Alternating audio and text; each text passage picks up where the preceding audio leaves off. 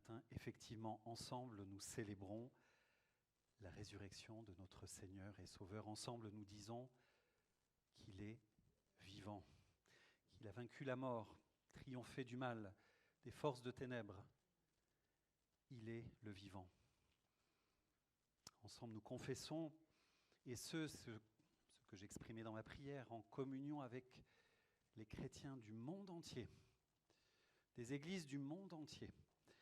Qu'en Jésus-Christ, la mort ne règne plus sur nous qui lui appartenons. En Jésus-Christ, nous avons la vie, en Jésus-Christ, nous sommes vivants. Ce matin, j'aimerais, comme il se doit, vous parler, réfléchir avec vous au sens de cette résurrection et à ses implications pour nos vies. Et j'aimerais le faire à partir d'un texte, le texte de la visite de Marie-Madeleine au tombeau le matin de Pâques. Ce beau texte que nous avions exploré il y a quelques années de cela, j'aimerais le reprendre parce que je crois qu'il nous concerne et peut nous parler en particulier dans le contexte que nous vivons. Je crois que Marie-Madeleine a beaucoup à nous apprendre sur nous-mêmes, effectivement, puisque nous allons nous retrouver en elle. Dans ce récit qui invite à l'identification, nous allons vivre avec elle un certain nombre d'émotions, de peur, d'émotions légitimes, celles que nous pouvons éprouver dans le contexte pandémique actuel. Mais aussi et surtout, nous apprendre des choses sur la manière avec laquelle la résurrection de Jésus est venue lui parler, est venue la rejoindre, vient nous parler ce matin et nous donner de l'élan.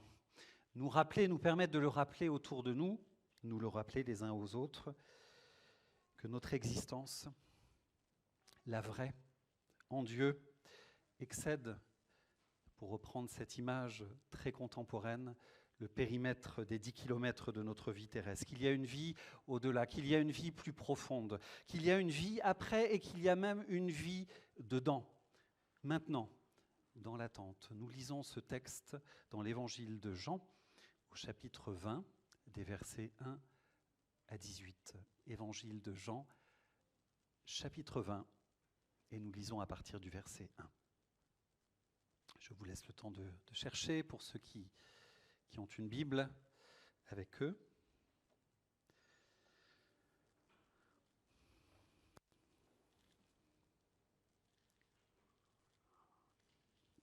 Nous lisons.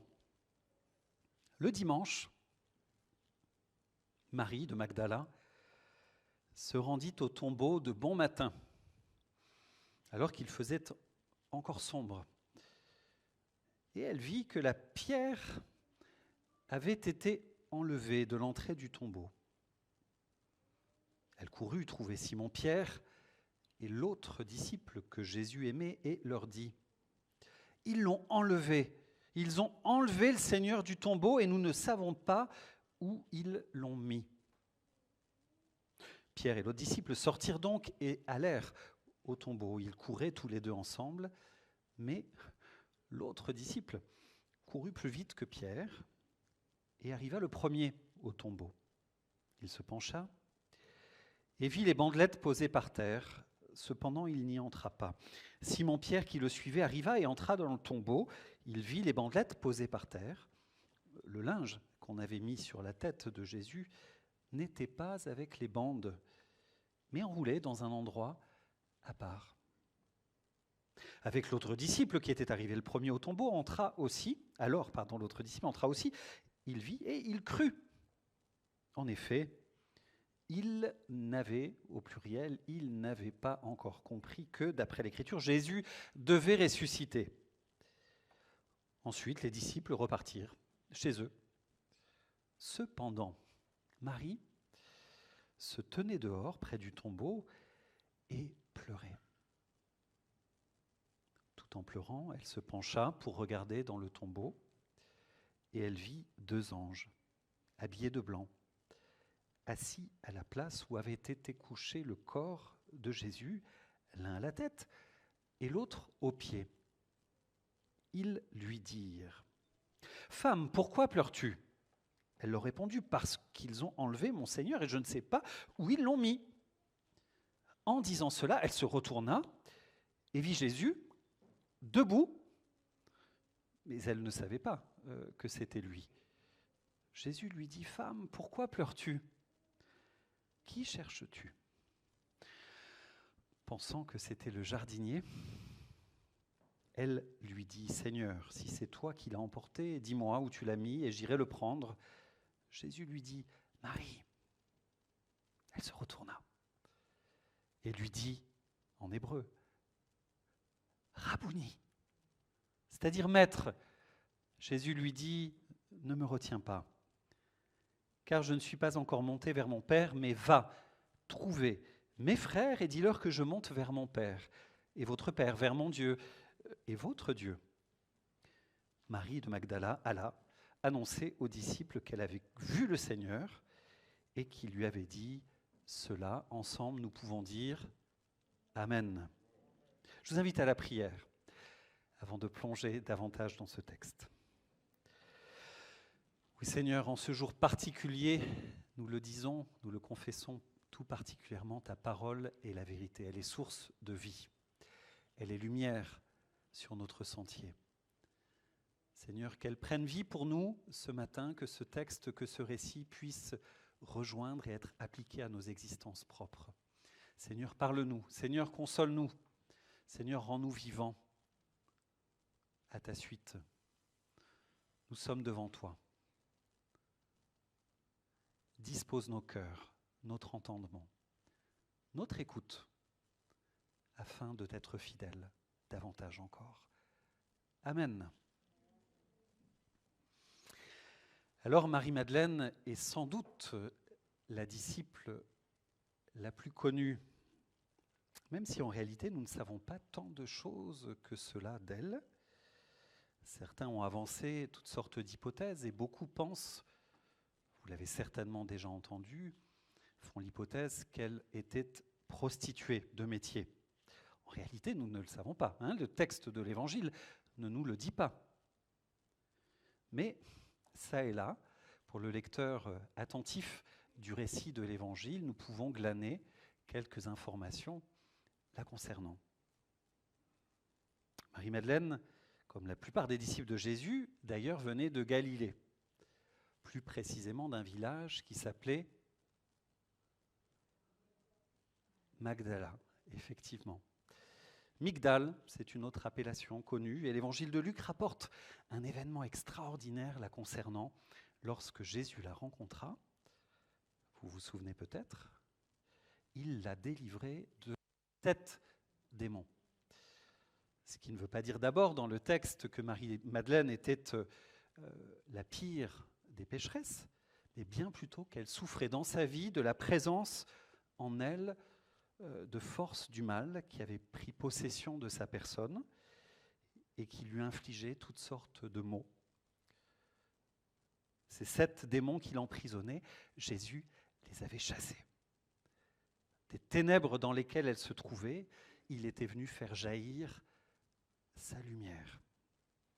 Il l'avait libérée, rétablie dans sa vie, dans sa santé psychologique, socialement. Elle était restaurée, guérie, et elle ne pouvait maintenant vivre, et c'est ce qu'elle va faire tout au long de l'Évangile, que pour son maître, le suivre, vivre pour lui. Marie-Madeleine est devenue disciple de Jésus.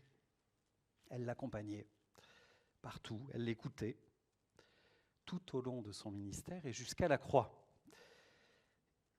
Et à la croix, vous vous souvenez également, alors que tous les autres disciples, ou presque, avaient abandonné Jésus, elle était là. Voici ce que l'on lit dans l'Évangile au chapitre précédent de Jean. Auprès de la croix de Jésus se tenait sa mère. Qu'y avait-il d'autre comme acteur au pied de la croix à ce moment-là, lorsque tous étaient partis, lorsque plusieurs avaient renié? On se souvient? Sa mère, dans l'Évangile de Jean, la sœur de sa mère, Marie, femme de Clopas, et Marie-Madeleine, très féminin effectivement, comme fidélité. Et qu'a-t-elle ressenti, à ce moment-là, si on continue ce récit en tentant de s'identifier à son vécu, à sa peine, sans aucun doute, pour elle, sur elle, les ténèbres était revenue, celle que Jésus avait chassée. À Golgotha, l'esprit de Marie, certainement, se trouve dans la tourmente. Elle est environnée à nouveau par la noirceur de la mort. Ce Jésus qui l'avait libérée, ce Jésus qui lui avait rendu bien plus que la vie, pendait là, sur cette croix infâme. Tout espoir était perdu, son Seigneur était mort, son Seigneur n'était plus. Et nous retrouvons le chapitre suivant dans notre texte, nous la retrouvons le matin de Pâques. Et nous découvrons là encore que Marie aimait Jésus plus que tout. Non seulement elle était de celles qui l'avaient accompagné jusqu'à la mort, fidèlement, mais elle le suit encore ce jour-là, jusqu'à la tombe, au petit matin. Et en dépit de l'obscurité, des ténèbres réelles, physiques, qui sévissaient, qui l'environnent, elle voit, elle discerne que la pierre du tombeau a été roulée. Là, à la vue de ce tombeau ouvert, son sang ne fait qu'un tour, elle part, elle court, annoncer aux disciples, on a enlevé le Seigneur du tombeau et nous ne savons pas où on l'a mis. On peut s'imaginer, notre raisonnement, on aurait raisonné, je crois, de la même manière. Pour elle, c'était une évidence, le tombeau était ouvert. Quelqu'un donc, mais qui, voilà la question, avait dérobé le corps de son maître, de son Seigneur, et l'empêchait, nous allons le voir, de faire son deuil légitime. Seule explication, en tout cas plausible. Et suit alors cette fameuse course entre les deux disciples. Pierre et le disciple bien-aimé, voulant avoir le cœur net, court vers le tombeau pour vérifier les dires de Marie-Madeleine. Et là, ils témoignent tous deux également de l'absence de Jésus. Et il est dit très sobrement, très courtement, et le disciple bien-aimé, que l'on présume être Jean, croit. Mais tous deux rentrent chez eux comme si de rien n'était. Ils témoignent du tombeau vide. Le disciple bien-aimé croit, mais cela n'a pas d'impact sur notre récit. Ils rentrent chez eux. Et reste Marie, à nouveau, seule face à sa peine. Le texte ajoute cet élément très sobrement, là encore, au verset 11.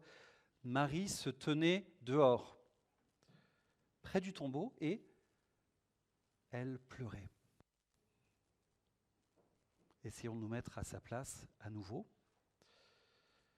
Marie venait de voir son Seigneur, son libérateur, mourir sur cette croix dans des souffrances atroces, de manière parfaitement injuste. Désespérée, elle venait pour lui rendre un dernier hommage, et pour ceux qui ont traversé le deuil, accompagnés des proches dans la mort, on sait l'importance de ce rituel, de passer un temps auprès du corps pour dire au revoir, mais ça lui a été volé dans le jardin de sa tombe.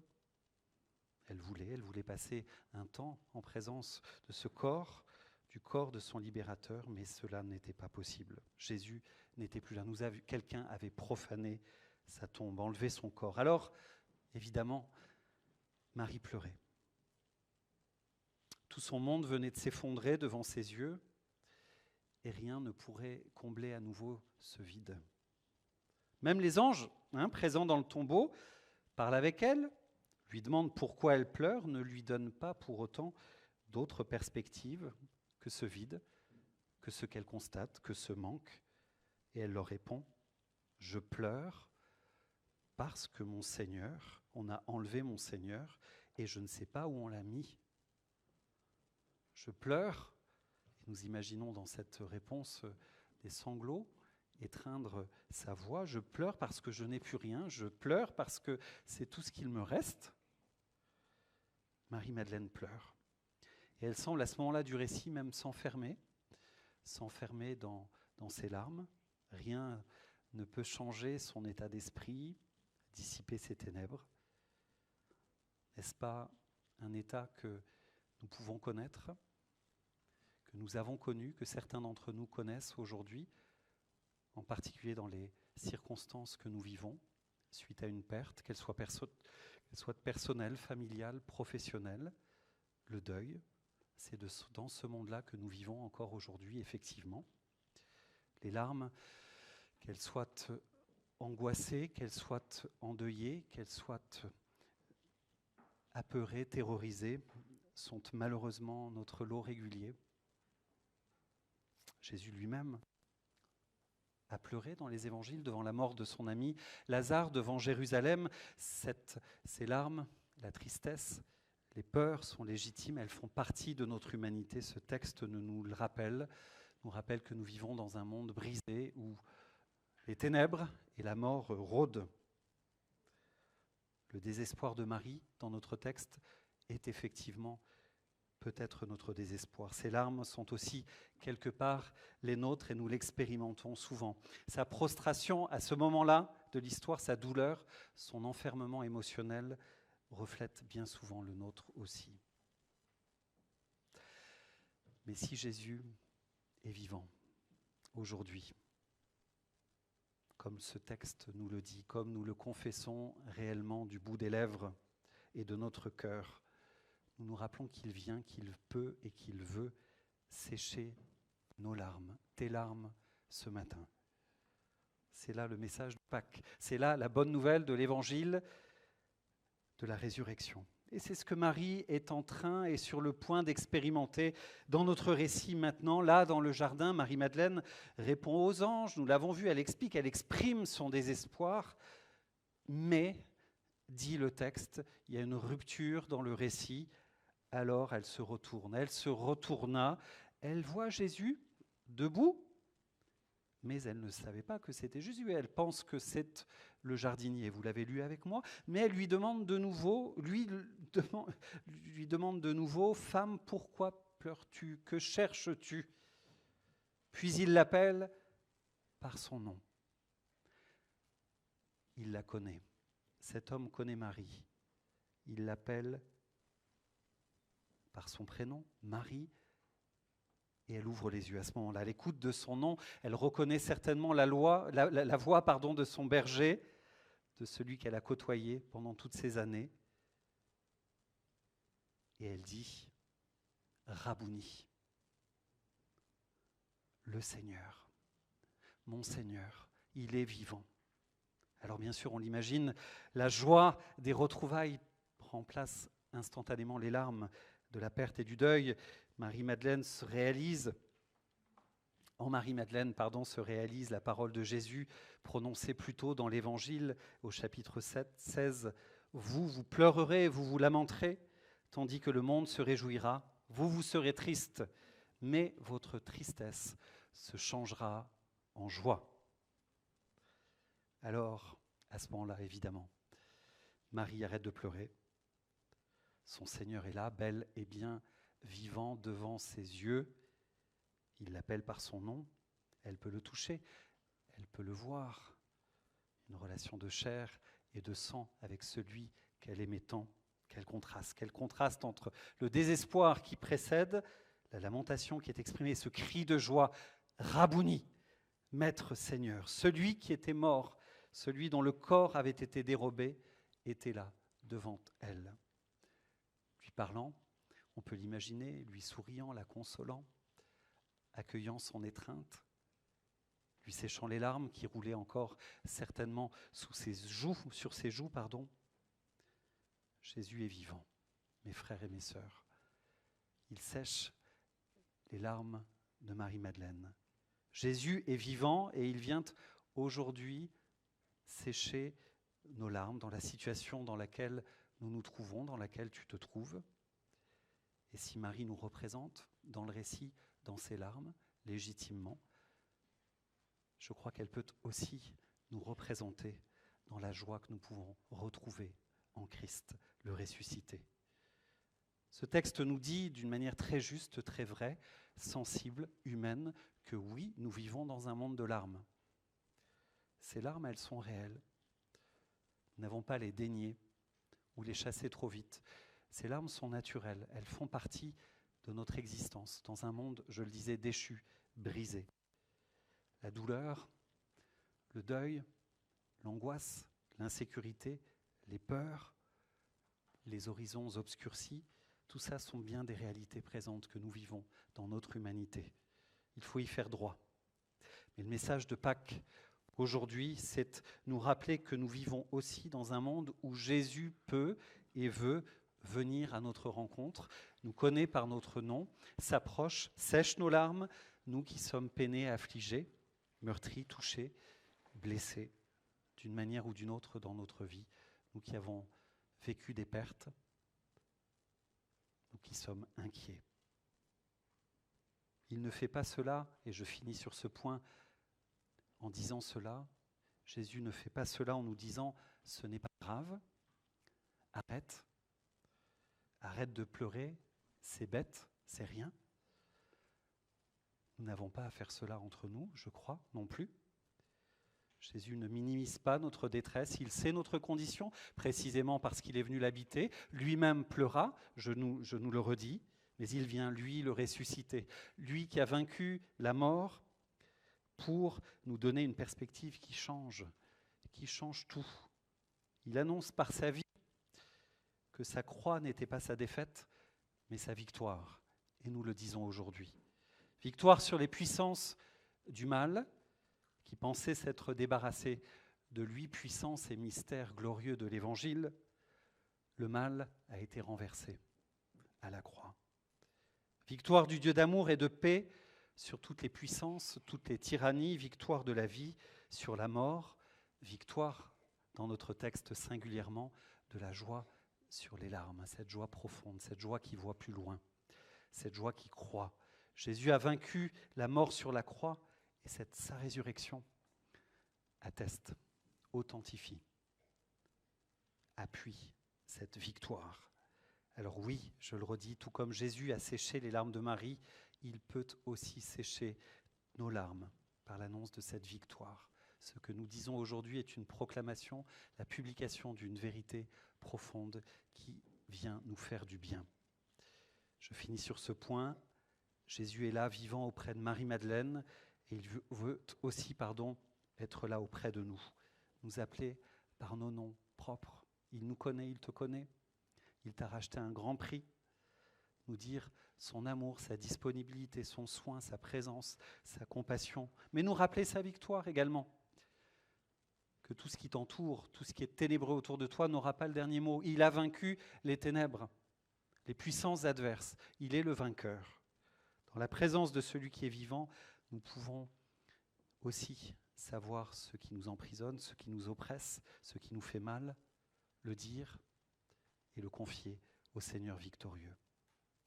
Alors comme Marie, nous pouvons nous détourner du tombeau de la mort et des pleurs pour nous diriger vers celui qui est vivant, vers celui qui peut sécher nos larmes. Mais, dernière partie de ce récit et de cette prédication, il y a un risque. Il pourrait y avoir un risque à cela.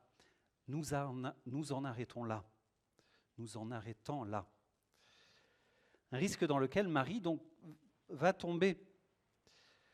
Marie réalise que Jésus est vivant. On peut l'imaginer s'être plongée dans les bras à ce moment-là, jetée sur lui, à genoux, elle le serre. Ce Jésus qu'elle avait perdu. Elle ne le laissera plus aller jamais. Il ne la quittera plus. Elle le retient, elle s'agrippe. C'est alors que Jésus a cette parole, pour elle, un peu sèche, peut-être même dérangeante, choquante, je ne sais pas comment vous l'avez reçue, interprétée, verset 17. « Cesse de t'accrocher à moi ». Après la consolation, après la douceur de l'appel de son nom, « Cesse de t'accrocher à moi, car je ne suis pas encore monté vers le Père. » Bien sûr, comment cela pourrait-il avoir été autrement ? Bien sûr que Jésus voulait s'accrocher à lui. Là encore, ne la jugeons pas trop vite, mais comprenons, vivons son récit avec elle. Bien sûr qu'elle voulait le retenir, le garder, profiter de cet instant. On imagine la force, la charge émotionnelle de ces retrouvailles, mais Jésus ne peut, ne veut, ne va pas la laisser faire. S'il était bien vivant, s'il était revenu vers elle, ce n'était pas, dit-il, pour y rester. Son œuvre n'était pas encore accomplie. Son retour vers le Père n'était pas encore finalisé. Dans l'évangile de Jean, on a eu l'occasion il y a 2 ans d'en parler, dans l'évangile de Jean, la croix dressée est déjà le signe de la gloire de Jésus. Il est comme installé sur un trône. sa croix et son trône. Il y a comme un mouvement d'élévation. Mais cette élévation n'est pas encore accomplie. Par la résurrection, il s'élève encore, mais il attend de retourner vers le Père. Et c'est ce qu'il dit à Marie. Il faut, Marie, il faut que tu me laisses aller. Pour que d'une certaine manière, elle le perde à nouveau. Mais cette fois, non pas dans la mort, mais dans la vie. Et dans son règne. Le danger dont il est question ici, si nous essayons de transposer, appliquer ce récit pour nos propres vies, c'est celui de vouloir quelque part retenir Jésus pour nous-mêmes, le domestiquer. C'est la tentation du repli également, individuel et communautaire. Vouloir garder Jésus pour soi, le retenir à soi comme s'il nous appartenait, le vivre dans l'entre-soi. C'est faire de Jésus notre Jésus personnel.